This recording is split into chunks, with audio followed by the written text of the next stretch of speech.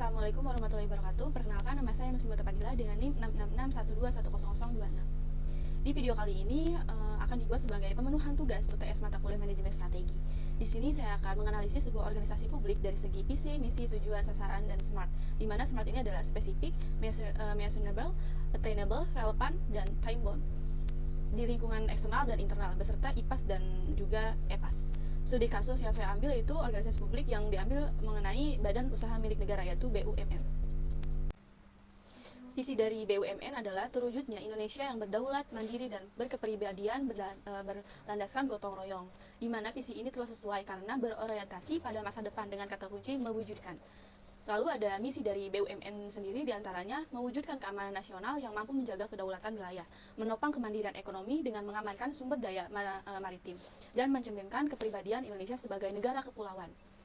Lalu mewujudkan masyarakat maju, berkesinambungan, demokratis, berlandaskan negara hukum. Lalu mewujudkan politik luar negeri bebas aktif dan memperkuat jati diri sebagai negara maritim. Lalu selanjutnya ada mewujudkan kualitas hidup manusia Indonesia yang tinggi, maju, dan sejahtera, mewujudkan bangsa yang berdaya saing, mewujudkan Indonesia menjadi negara maritim yang mandiri, maju, kuat, dan berbasiskan kepentingan nasional, dan mewujudkan masyarakat yang berkepribadian dalam kebudayaan. Visi dari BUMN adalah terwujudnya Indonesia yang berdaulat, mandiri, dan berkepribadian berlandaskan gotong royong. Nah, visi ini telah sesuai karena berorientasi pada masa depan dan kata kunci mewujudkan. Lalu ada misi dari BUMN sendiri, diantaranya mewujudkan keamanan nasional yang mampu menjaga kedaulatan wilayah, menopang kemandirian ekonomi dengan mengamankan sumber daya maritim, dan mencerminkan kepribadian Indonesia sebagai negara kepulauan. Lalu ada mewujudkan masyarakat maju, berkesinambungan, demokratis, berlandaskan negara hukum. Lalu ada mewujudkan politik luar negeri bebas aktif dan memperkuat jati diri sebagai negara maritim. Lalu selanjutnya ada mewujudkan kualitas hidup manusia Indonesia yang tinggi, maju, dan sejahtera. Lalu mewujudkan bangsa yang berdaya saing. Lalu mewujudkan Indonesia menjadi negara maritim yang mandiri, maju, kuat, dan berbasiskan kepentingan nasional. Lalu yang terakhir ada mewujudkan masyarakat yang berkepribadian dalam kebudayaan. Lalu adapun tujuan utama untuk menjalankan fungsi-fungsi publik dalam menghasilkan keuntungan yang dapat digunakan untuk membiayai kegiatan pembangunan negara. Nah, dalam penjalanan fungsinya, BUMN memiliki beberapa sasaran yang harus dicapai, diantaranya yaitu meningkatkan pelayanan publik. BUMN harus mampu memberikan pelayanan publik yang baik dan berkualitas kepada masyarakat dengan harga yang terjangkau, menghasilkan keuntungan, di mana BUMN harus mampu menghasilkan keuntungan yang cukup untuk membiayai kegiatan pembangunan negara, serta untuk memperkuat posisi keuangan BUMN, meningkatkan efisiensi, di mana BUMN harus mampu meningkatkan efisiensi dalam menjalankan operasinya, sehingga dapat menghasilkan produk atau jasa dengan biaya yang lebih rendah, namun tetap berkualitas. Lalu meningkatkan kualitas sumber daya manusia, di mana BUMN harus mampu meningkatkan kualitas sumber daya manusia yang dimilikinya, agar dapat menjalankan tugas dan tanggung jawabnya dengan baik. Meningkatkan pertumbuhan ekonomi, di mana BUMN harus mampu berperan aktif dalam memajukan perekonomian negara, baik melalui investasi maupun kegiatan sosial lainnya. Lalu menjaga keberlanjutan lingkungan, di mana BUMN harus mampu menjaga keberlanjutan lingkungan dengan cara mengelola limbah dan sumber daya alam yang dimiliki secara kebijaksanaan dan bertanggung jawab. Lalu analisis BUMN menggunakan konsep spesifik, measurable, attainable, relevan, dan time bound, di mana Smart BUMN adalah program yang diinisiasi oleh pemerintah Indonesia untuk memperkuat badan usaha milik negara atau BUMN, dengan tujuan untuk meningkatkan kinerja dan daya saing BUMN di dalam negeri maupun di pasar global. Nah, analisis Smart BUMN ini dapat dilakukan melalui perspektif SMART yang mencakup aspek spesifik, lalu measurable, lalu actionable, dan relevan, dan time bound.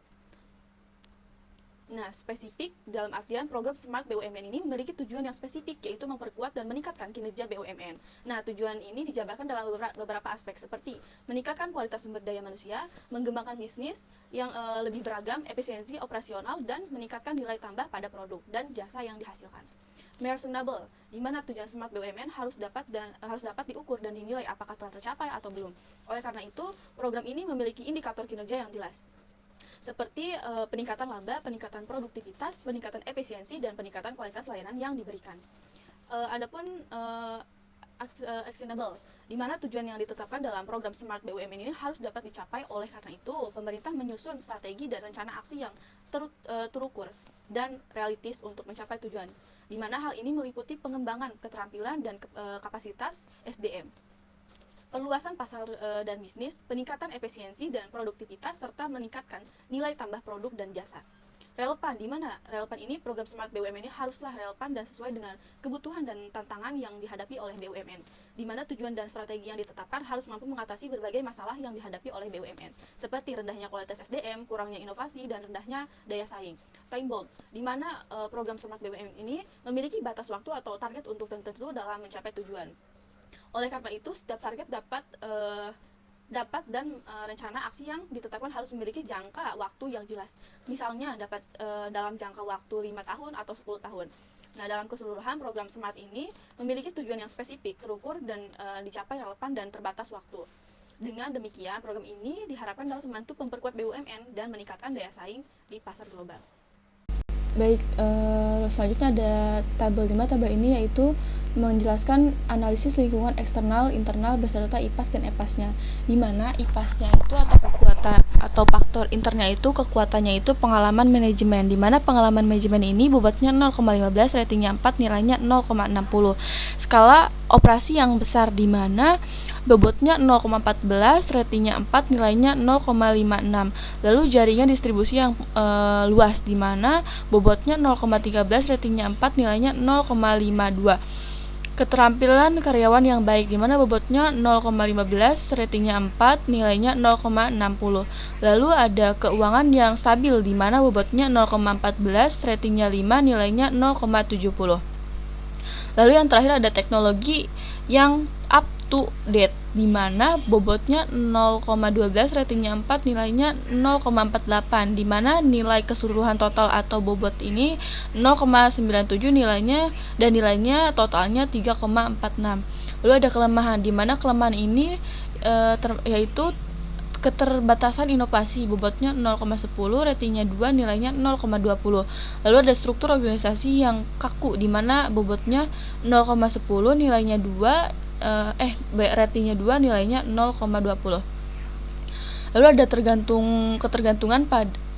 tergantung pada kebijakan pemerintah di mana bobotnya 0,15, ratingnya 3 dan nilainya 0,45. Lalu ada kurangnya fleksibel dalam pengambilan keputusan di mana bobotnya 0,12, ratingnya 2, nilainya 0,24. Lalu kurangnya investasi pada RDR dan D, bobotnya 0,10, ratingnya 2 dan nilainya 2,20.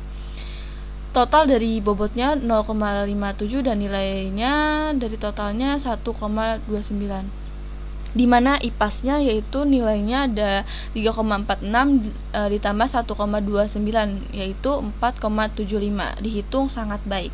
Lalu ada EPAS, di mana EPAS ini yaitu faktor eksternal, di mana faktor eksternal ini peluangnya dukungan pemerintah di mana bobotnya 0,15, ratingnya 4, nilainya 0,60. Lalu ada pertumbuhan ekonomi yang stabil di mana bobotnya 0,10, rating 4 dan nilai 0,40. Lalu ada peningkatan permintaan pasar di mana bobotnya 0,12, ratingnya 4 dan nilainya 0,48. Lalu ada ketersediaan sumber daya alam di mana bobotnya 0,10, ratingnya 3 dan nilainya 0,30. Lalu ada kondisi perdagangan global yang baik di mana bobotnya 0,15, ratingnya 3 dan nilainya 0,45. Lalu ada keterlambatan pasar internasional di mana bobotnya 0,10, ratingnya 3 dan nilainya 0,30. Total bobot itu 0,85, nilai total nilai itu 2,53. Lalu ada ancaman, di mana ancaman ini yaitu persaing yang tinggi di mana bobotnya 0,20, ratingnya 3 dan nilainya 0,60. Lalu ada perubahan kebijakan pemerintah di mana bobotnya 0,10, ratingnya 3 dan nilainya 0,30. Lalu ada fluktuasi nilai tukar mata uang di mana bobotnya 0,10, ratingnya 2 dan nilainya 0,20. Lalu ada teknologi baru dari kompetitor di mana nilai bobotnya 0,20, nilainya 2 dan ratingnya 2 dan nilainya 0,40. Lalu ada regulasi ketat terhadap industri di mana bobotnya 0,15, ratingnya 3 dan nilainya 0,45. Lalu ada perubahan pola konsumsi masyarakat di mana bobotnya 0,15, ratingnya 2 dan nilainya 0,30. Lalu total bobot yaitu 0,90 dan nilai 2,25. Di mana EPAS-nya nilainya itu 2,53 ditambah 2,25 yaitu 4,78. Dihitung sangat baik. Mungkin cukup sekian dari saya, kurang lebihnya mohon maaf. Billahi taufiq wal hidayah. Wassalamualaikum warahmatullahi wabarakatuh.